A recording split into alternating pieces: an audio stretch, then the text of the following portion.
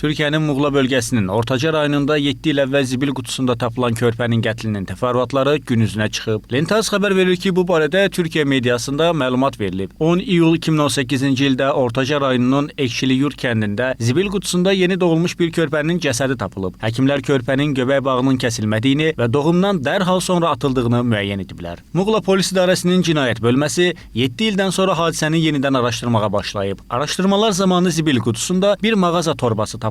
Polis həmən mağazanın iyul ayına aid kamera görüntülərini incələyərək şübhəlinin Gülcan Deniz olduğunu müəyyən edib. Gözaltına alınan Gülcan Deniz ifadəsində körpənin özünə aid olduğunu, ərinin ona davamlı işgəncə etdiyini və uşağı dünyaya gətirmək istəmədiyini bildirib. Evin salonunda doğum etdikdən sonra parça ilə körpəsinin boynuna sıxaraq öldürdüyünü və cəsədi torbaya qoyub zibil qutusuna atdığını soyuqqanlılıqla etiraf edib. Gülcan Denizin ifadəsindən sonra hadisəni bilən əri də polis tərəfindən saxlanılıb. Hər iki şübhəli istintaqın davam etdirilməsi üçün həbs olunub.